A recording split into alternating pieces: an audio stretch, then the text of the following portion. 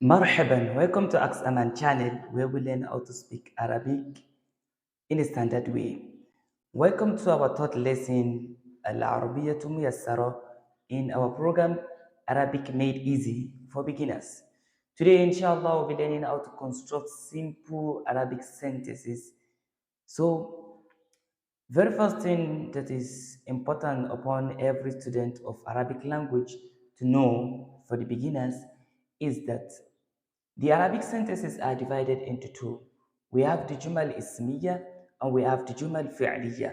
We have the Jumal Ismiya, the nominal sentences, and we have the Al Jumal Al Fi'liya, the verbal sentences. The nominal sentences are the sentences that start with a noun, while the verbal sentences are the sentences that start with verbs. And the one that is very most important for a beginner to know is or are the nominal sentences, the Jumal al-Ismiya. So how to construct the Jumal al-Ismiya? The first thing we need to know is that the origin of every noun in Arabic language is to be nakira. Nakira, indefinite. That's the origin of every noun. That is, for a beginner, let's say an indefinite noun for a beginner is any noun that is free from alif walam and it has tenween at the ending. When we say tenween is fathatan, kasratan, and dhammatan. That is the harakatan, the double haraka. That is what we call tenween. So for a noun to be free from alif walam, a ta'rif, and to be free and to have tenween, it means such a noun is nakira, indefinite noun. That is for now, for a beginner.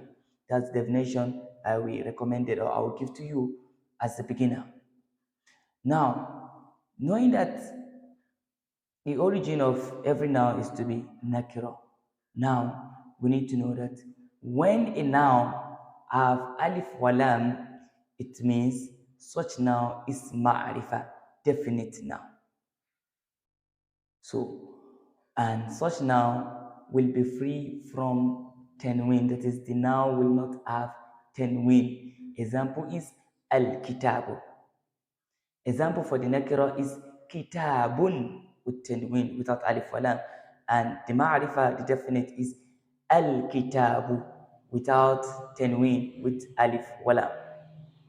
Now, we need to know that in jumla al-ismiya, the nominal sentences, we have two pillars that are holding these sentences.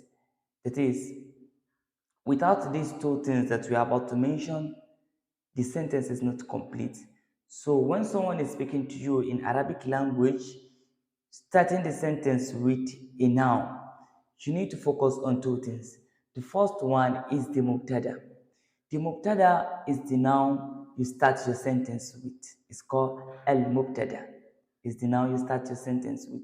In other words, the mubtada is the noun you are talking about.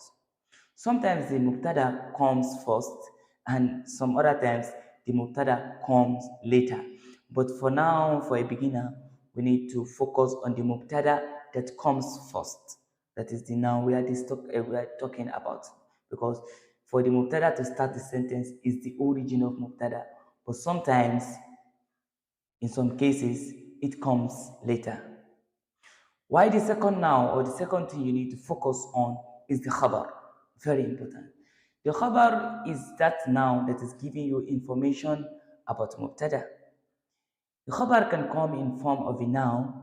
The khabar can come in form of a verb. The khabar can come in form of a sentence.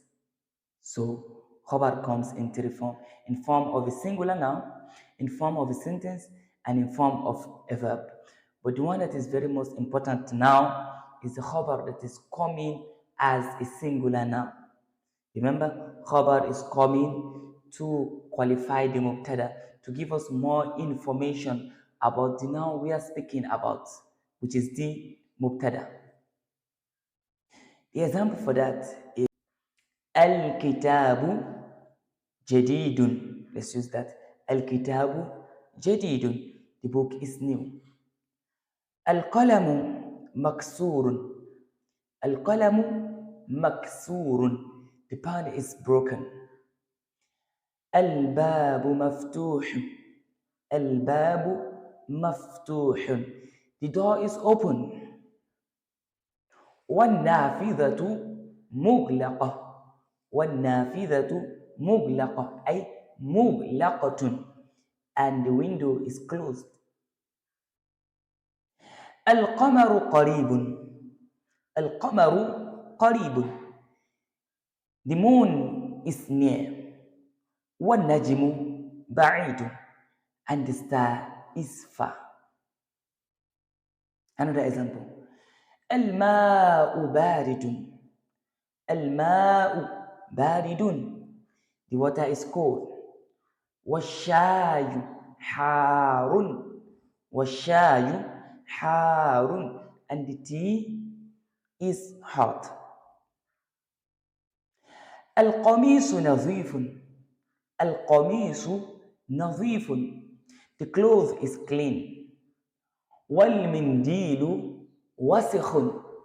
والمنديل وسخ, and the handkerchief is dirty. Now, you will notice that the first noun we are starting our sentences with the first nouns are always having alif walam, that is ma'rifa. The first noun must be ma'rifa, that is known. Why the second noun that is coming to qualify the first noun, to give us more information about the first noun, must be nakira, that is indefinite, must be free from alif walam, and in this case it will have a tanween, which is your double haraka dhammatan.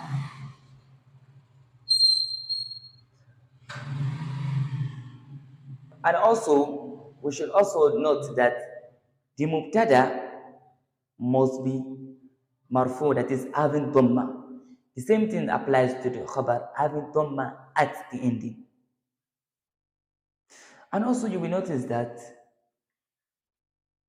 the cases where the mubtada is masculine, like when we say al-babu maftuhun, the mubtada there is masculine, the noun is masculine. We have explained this in the previous lesson, so you can check the previous video for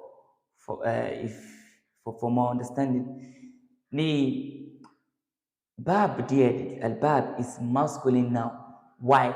Because this noun is free from the signs of feminism. So the noun is masculine now, because we say the origin of every noun in Arabic is to be masculine, except if there is something that make it a feminine noun. So the bab is masculine now. Now we are qualifying this noun with another masculine noun. So maftuhun is masculine on its own, this qualification, this adjective, which is the khabar. But the cases where the mubtada is feminine now, we bring a khabar that is feminine also to qualify it.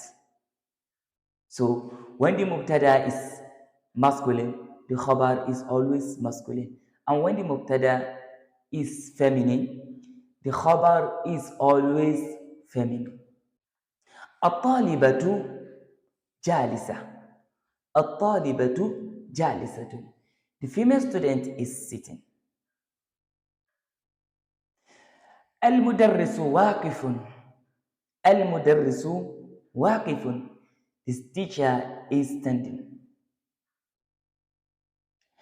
الممرضة مسرورة. الممرضة مسرورة. The nurse is happy. So this is the easy way to construct a simple sentence in Arabic language, and this is our third lesson. So if you haven't subscribed to this channel, try to subscribe to it now and turn on your notification, so that when we post the next video, which is the lesson 4, you will be the first person to be notified of the video. Assalamu alaikum wa rahmatullahi wa barakatuhu. Ila liqa. Till we meet again in the next video.